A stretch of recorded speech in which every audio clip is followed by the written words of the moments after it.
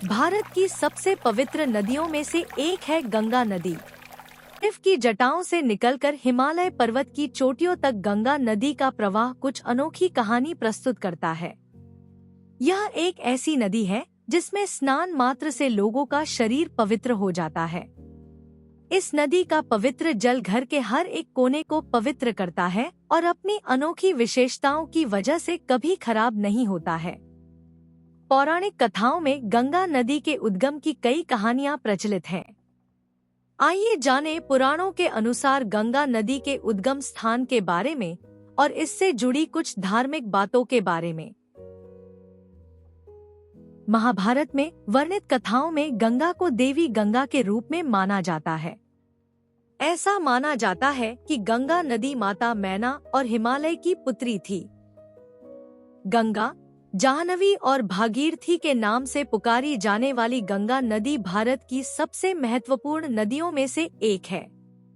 यह मात्र एक जल का स्रोत नहीं है, बल्कि भारतीय मान्यताओं में यह नदी पूजनीय भी है, जिसे गंगा मां अथवा गंगा देवी के नाम से सम्मानित किया जाता है।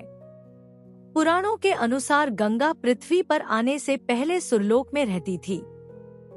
फिर गंगा नदी ने पर्वतराज हिमालय और सुमेरु पर्वत की पुत्री मैना के घर में कन्या रूप में जन्म लिया और उनका पृथ्वी पर अवतरण हुआ। रानी मैना की 2 रूपवती एवं सर्वगुण संपन्न कन्याएं थीं, जिनमें से बड़ी पुत्री गंगा और छोटी उमा थी। एक बार सुरलोक में रहने वाले देवताओं की दृष्टि गंगा पर पड़ी और विश्व कल्याण हेतु उसे अपने साथ स्वर्गलोक ले गए।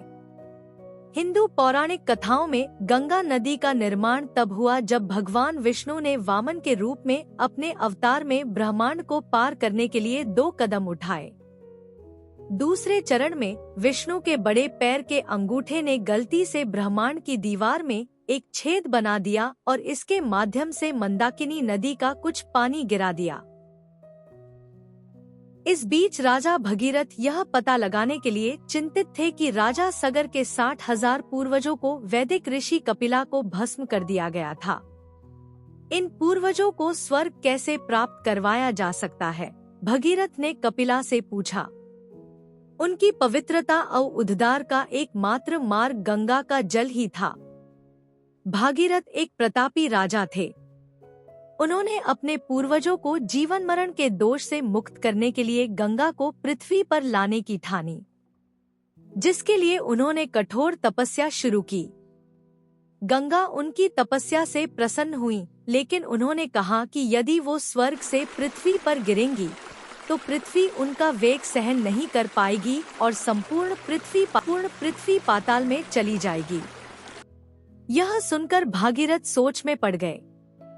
उस समय गंगा को यह अभिमान था कि कोई उसका वेग सहन नहीं कर सकता।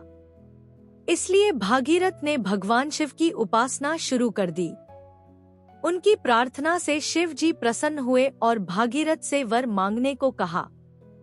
भागीरथ ने अपनी इच्छा शिव जी के समक्ष रखी और जैसे ही गंगा स्वर्ग से उतरी, शिव जी ने उनका घमंड तोड़ने के लिए उन्हें अपनी जटाओं में कैद कर लिया। उसके बाद अत्यंत आग्रह के बाद शिव जी ने गंगा को एक पोखर में छोड़ दिया, जहां से वो 7 धाराओं में बंट गई। तभी से गंगा का एक हिस्सा शिव जी के मुकुट से गंगा धरती लोक पर आई तथा राजा भागीरथ के 60,000 पूर्वजों का कल्याण किया।